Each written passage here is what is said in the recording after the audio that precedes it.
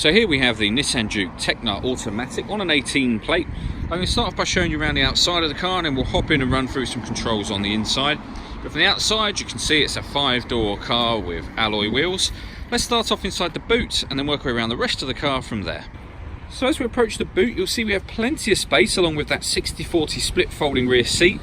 This car's got a 360 parking camera, which I'll show you when we're inside the car. And then underneath this carpet section, plenty of boot space as you can see, and you can remove this tray completely should you wish to. Okay, so we're just going to work our way back round to the front of the car now, and then we'll hop in and run through some controls on the inside. But now that we've done a full circle of it, you can see it's in lovely condition the whole way round. Just briefly before we climb in, I think it's well worth seeing the interior from this exterior point of view. You get full leather seats as you can see. There's plenty to run through on the dashboard, so let's hop in and we'll do that now.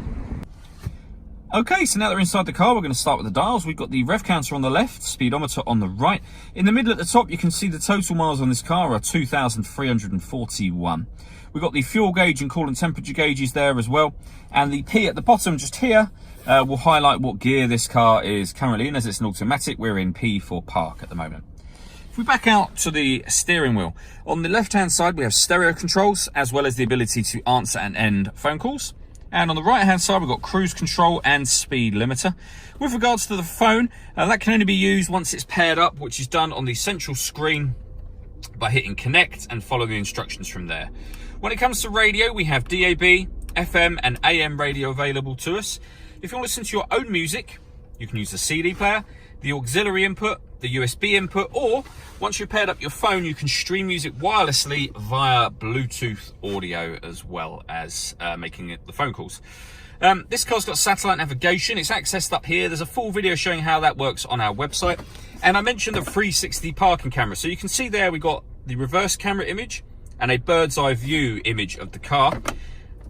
But it goes a couple of stages further than that. We can have a front-facing camera and the bird's eye view, or a front-facing camera and the front near side, so passenger side wheel.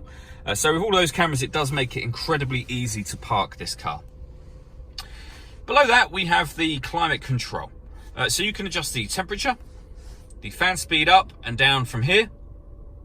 Hit that button to turn the air conditioning on, so it's off or back on again, or you can push that button in to put it onto auto. The car will take control of the fan speed to maintain 19.5 degrees or whatever temperature you put there, and you can determine where you'd like the air to be distributed as well. This screen also doubles up as the driver mode screen. So you can see these options on the buttons have now changed. You can put the car in normal, sport or eco mode. Whatever mode you put it in, it's changing the engine, the gearbox, the steering and the climate control. And you can kind of customize those over here should you wish to.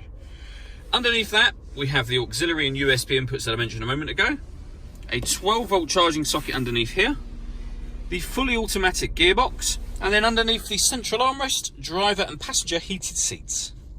All that leaves me to say is thank you for taking the time to watch this video. If you'd like to come and see the car in person and have a test drive, please feel free to call any of our MJA sites. We'd love to hear from you soon.